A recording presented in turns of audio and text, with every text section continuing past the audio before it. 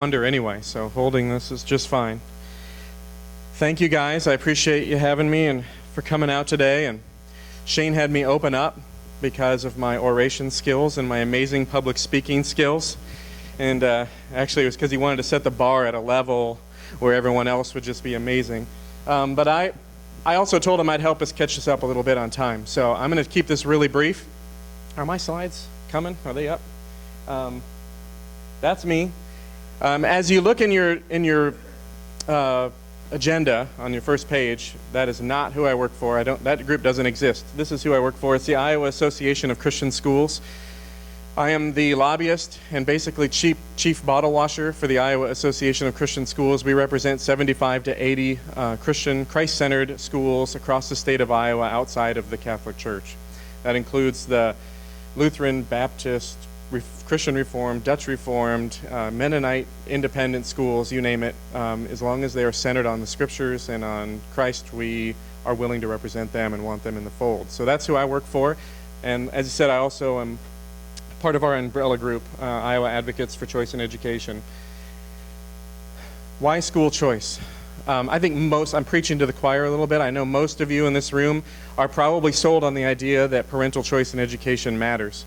But oftentimes, I think we lose sight of the real reason for school choice. And if you could just run through this one, that one, and this one. Just stay on this one, go back one.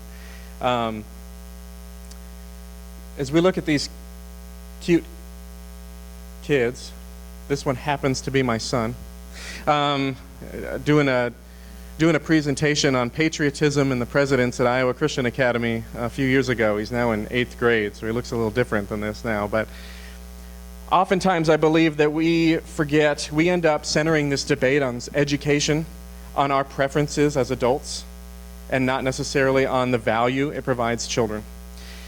Everyone in this room, I think, believes in the words of the Declaration of Independence that we have the undeniable right to life, liberty, and the pursuit of happiness.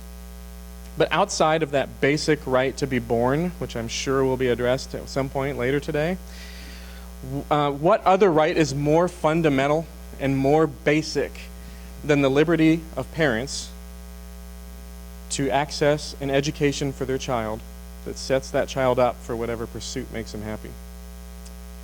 What is more basic, what is more foundational outside of the right to be born than the right of a parent to educate their child in the way that they see fit? And every other issue that we talk about, whether it's budget issues, foreign policy, Affordable Care Act, which presidential candidate we like or dislike, I believe firmly that none of that matters if we don't have a system of government and a culture that allows parents to raise their children up in a way that trains them to think in a way that benefits all those other issues. So in a way that trains children up to think critically about these other issues, in a way where parents' values and the family's values and our cultural values are backed up by their educational vehicle. We're not always going to like the parents' choices, but we know that if we allow parental choice universally, that those of us who share a worldview that's based on our founding and based on biblical values, and from my perspective and my client's perspective, then we know that these other issues, the budget, the foreign policy issues, the presidential races, are going to be taken care of, and we're going to have children in the future that are capable of making decisions. I believe that this is a civil rights issue of our time, school choice.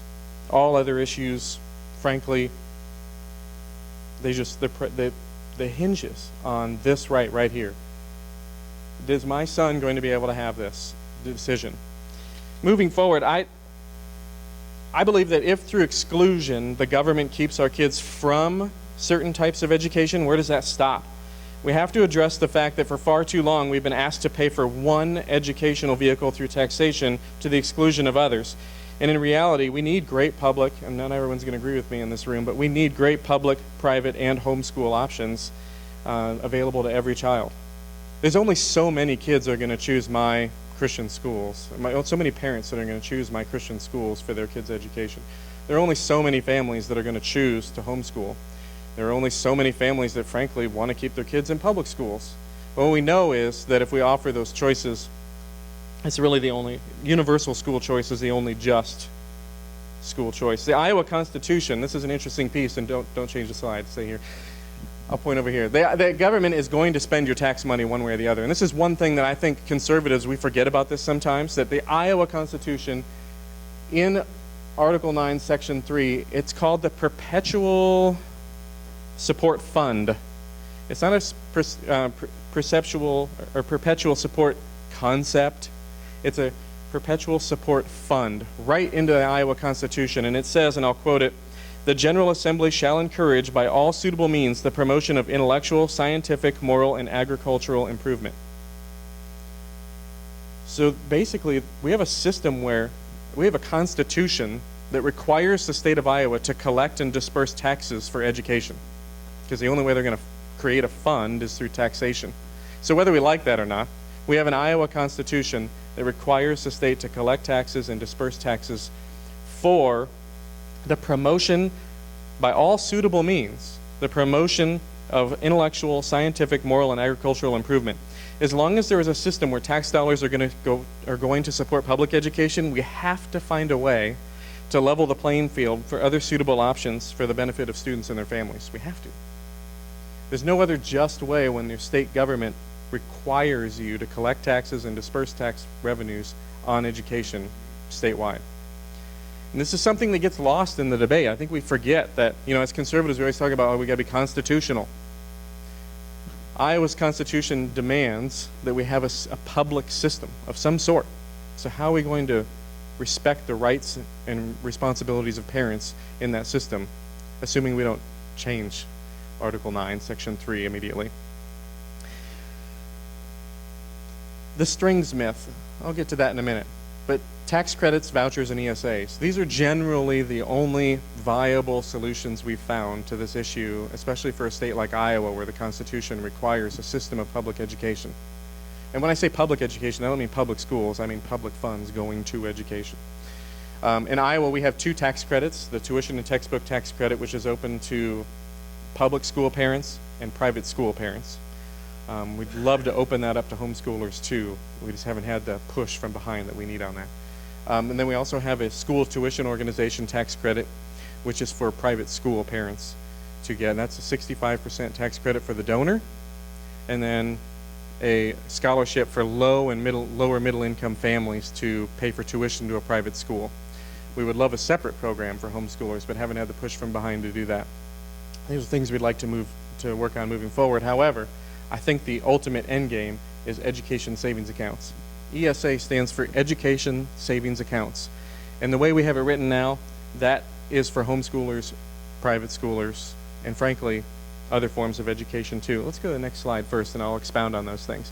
Milton Friedman had an interesting quote.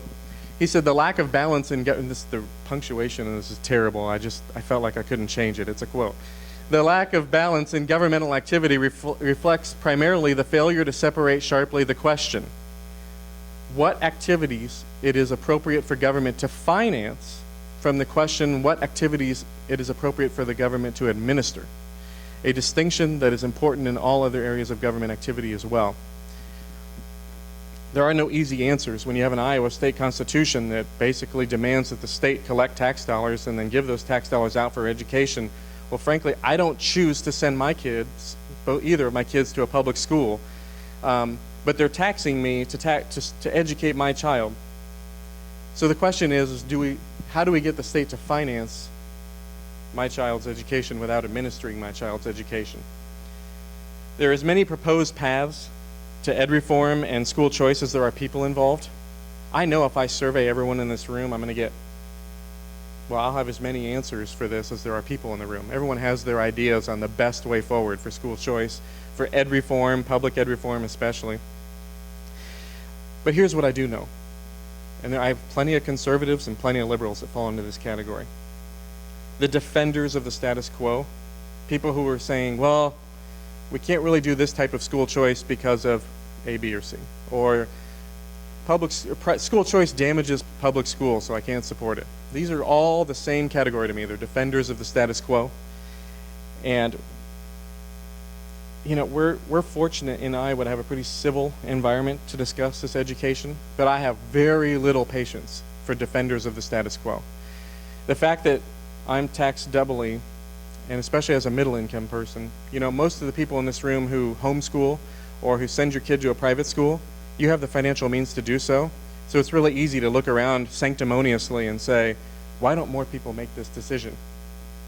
And in reality, there are lots of families, and I'm on the edge of this, I admit it, but there are lots of families across the state who would love to make that decision, but they're really just happy to put food on the table. They're really happy to heat their homes. And so the idea of sacrificing an income or paying tuition is outrageously far, it's just a far out idea for them. So let's go to the next slide. I want to go back to these first 2 points we saw a minute ago. If the government's going to tax us and spend money in Iowa on education, then we need to address the second point, which is the strings myth.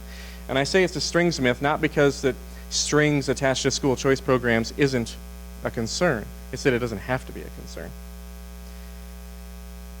There are many school choice programs across the nation, and we have dozens of them to be exact, and we have only seen one that has significant strings attached, and it's because the school choice community lost control of the process, and that's in Indiana. And they're learning. They made some big mistakes. The governor kind of took over the process. They have all kinds of what I would consider very onerous regulations on private schools, and they're figuring that out. They're having buyer's remorse.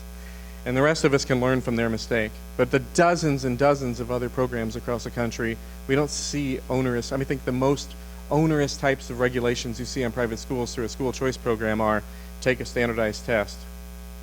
Well, we can decide in Iowa if that's something we want to deal with or not. Most of our private schools anyway would like to compare apples to apples, so they're going to do some kind of testing anyway.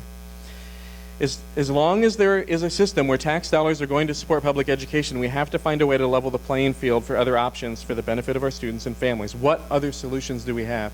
If you can look at this reality and come up with a solution that empowers low-income families and lower middle-income families to educate their child in the way that they see fit, I'd love to hear it.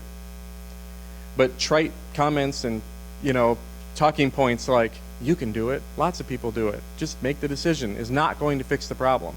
We have to offer them a solution that makes them confident that they can make choices to benefit them. I know most of my schools that I work for, we raise, not only do we have the school tuition tax credit, which offers scholarships, but we also go out and raise tons of private dollars to scholarship these children and make tuition affordable. It's still not enough. It's never enough.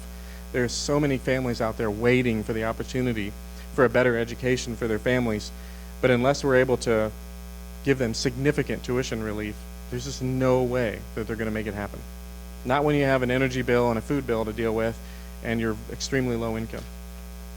So next slide. I just want to briefly go over this. The Education Savings Account is a universal appeal. It's not means tested.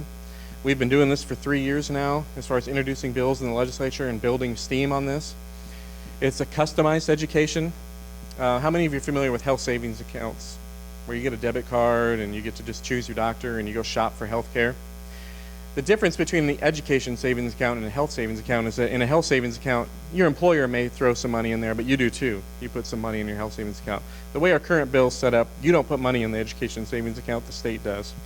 There are Coverdell and other types of funds that you can put in money in for post-secondary education already, but for K-12, we wanted to keep it really clean, and we wanted to really treat everyone equally. We wanted the low-income family and the upper-income family to have equal access to these types of funds and have a level playing field. So, current bill includes average state aid per pupil, which right now is around, I think the number is around $5,500 per child per year, into an account for your child. You can use that money for private school tuition, tutoring, cognitive skills training, competent private instruction, which is a form of homeschooling, virtual schooling, and more. It's affordable.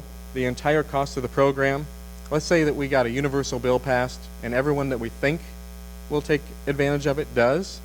You're looking at a couple $100 million, which is only 4% of what the state pays for public school education in the state. So for 4% of the state's budget on public school education, we can offer universal school choice for every child. Because we're not asking for all the money that public schools get. We're just asking for the portion of state aid, which is basically the amount that the state, that's not property taxes, that's not sales tax money, that's not money that goes to public schools that's not dependent on attendance. There's a lot of funds out there that goes to public education, more than half the state budget. We're just asking for a small percentage of that. So for 4% of the overall spending on K-12 in Iowa, we can give every family in Iowa the opportunity to choose the educational vehicle for their child that they deem fit. It's affordable, and this is our end game. So frankly, in the words of our former Senator Tom Harkin, for pencil dust, we can provide school choice for everyone. We do have bipartisan support for both tax credits and education savings accounts in Iowa. I just want to remind everybody, because we like to demonize people, and we like to be conservatives, and we like to be liberals, and we like to be Republicans, and we like to be Democrats, and I get that. But we got to remind ourselves, we got to be real here. It's going to take a bipartisan effort to get this done. The current tax credit program initially passed the democratically controlled Senate and was signed into law by Democrat Governor Vilsack in 2006. No one saw that coming. Tax credit expansion received a unanimous vote in the House in 2013, and the ESA is growing in a bipartisan support. Next slide. So I want to be really clear that the Iowa School Choice Coalition is organized. I'm not going to read through all these, but you can just we have basically the different groups that represent schools, types of schools, and we have parents and school choice supporters from around the state, and we all feed into an umbrella organization called the Iowa Alliance for Choice in Education. Everyone who champions school choice of any kind is welcome in the Iowa Alliance for Choice in Education. We have room for everyone. So finally, if you want to go to the last slide, if you want to get involved, these are the ways to get involved. These two organizations at the top, the reason there's a line there is these two organizations at the top are basically sister organizations. One's the educational wing, one's the lobbying wing. We share the same type of email list, sign up for one. And then the bottom two are the two school groups in the state that have chosen to engage in the school choice umbrella in Iowa, and that's the Iowa Catholic Conference and the Iowa Association of Christian Schools. And we lobby for our schools. The Catholic Conference has their priorities, the Christian schools have theirs, but we all come together on the big picture, which is making sure every parent in Iowa has access to a quality education of their choice.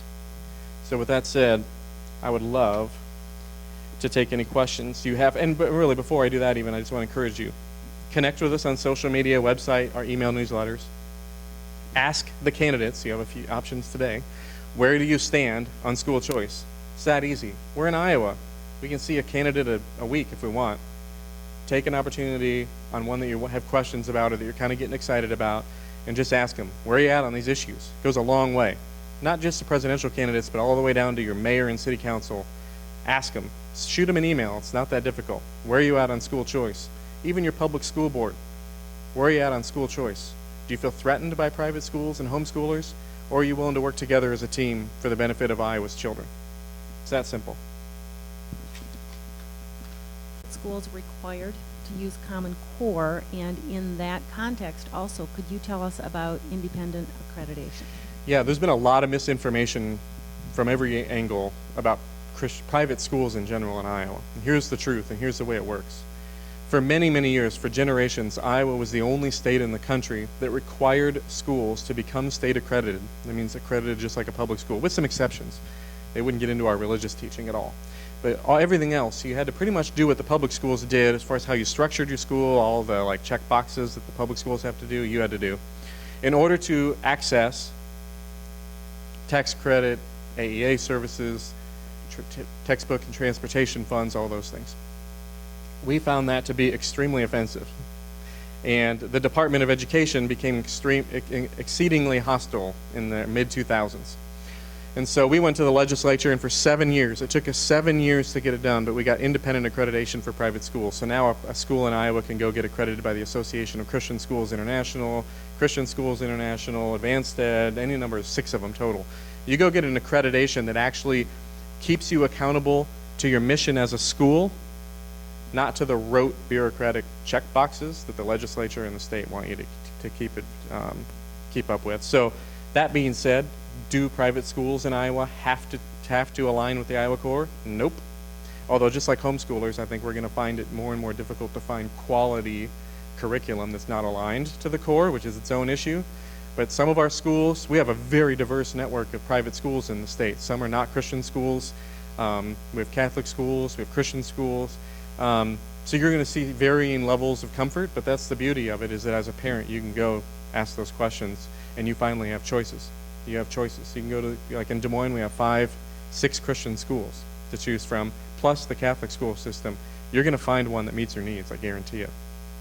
So no, we've gotten to a point now in Iowa where we finally have the flexibility to run our schools exactly the way we wanted to. We always did, and we were always able to skirt around the state, and always willing to work with the Department of Education to function, but now we don't have to worry about that. We're actually accountable to a much higher bar than the state accreditation, but one that we want to be accountable to because it helps us become better schools. All right, so my name is Scott Russell. I'm from Ankeny, and we've kind of seen some of our elected officials kind of take the pass on making decisions and turn stuff over to the Iowa Department of Education. You mentioned asking our school board and other, do they feel threatened by this? So where in that stakeholder pendulum is the Iowa Department of Education on this? Are they supportive? Are they devoid of it? Are they against it? As a former member of the Iowa State Board of Education, I can tell you that the department is a tricky place. It's not. There's the political answer for the day. Yes.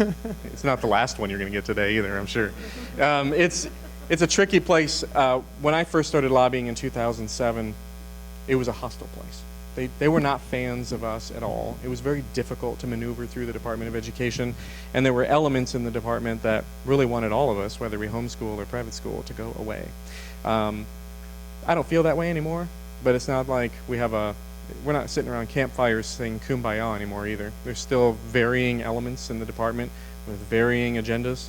But really, you can measure the Department of Education's tack towards non-public education based on who the governor is at any given time. So when Vilsack and Culver were governor, it had a feel. Now that Branstad's governor right now, it has a feel. It's going to change with the next governor, whoever that is. The Department of Education's they know who their boss is. They answer to the governor, and they serve at the pleasure of the governor in general. So that's how it works. That's your second political answer for the day. But what I can tell you is that independent accreditation has given us a great buffer between us and the department. We now talk to the department as private schools, and I can only speak for private schools because that's what I do. But as private schools, we pretty much work with the department on an advisory basis because there is a non-public school advisory board, so we go advise the department on how they should be treating us. Whatever. It's one of those things. But in reality, at this point, we go to them for help when public school districts or AEAs or other services are not rendered to private schools that are entitled to, like professional development or a special needs kid that comes in, and there's federal dollars that help special needs kids, and so just, you can have services for those kids, and sometimes it goes through the public school district as far as that service, and so sometimes we have issues with that, and the department lately has been more than willing to work with us. So there's a lot of optimism, but it's complicated. Anyone else? I'm sure it's time for one more. Last question. Yeah. Good morning. I'm wondering if that $5,500, what the uses would be for that. Would you be allowed to pay power bills and water bills as a public school does, or would that be strictly education? Strictly education. Let me go through the brief rundown. In the current version of the bill, and who knows what it'll look like when it changes, but I guarantee you that, and this is one thing I didn't say, the entire school choice coalition, Catholic schools, private schools, the few homeschoolers that are involved, we all are in agreement. We would rather not have an education savings account bill than one with issues. We want it to be a pure bill that allows parents maximum flexibility with no strings. And the beauty of an education savings account is it's very difficult to even put strings on an ESA bill because the only mechanism in the bill is to provide a fund in an account for the child. It's not like a voucher where the state is saying you can go to this type of school, and this type of school is defined as list criteria.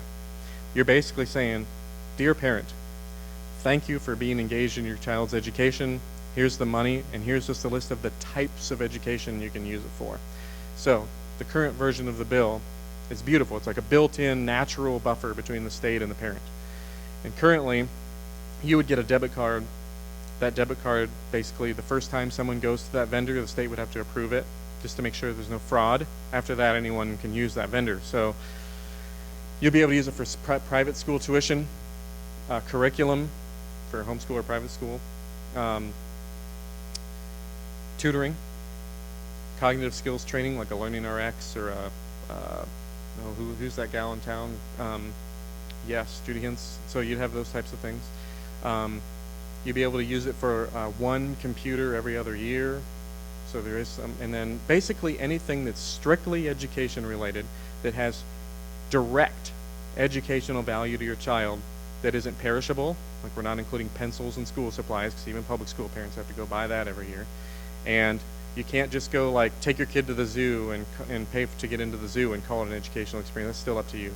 But if it's a direct educational expense that's pretty undeniably an educational expense and that every Iowan would look at and say, yes, that's the cost of educating your child, it's included.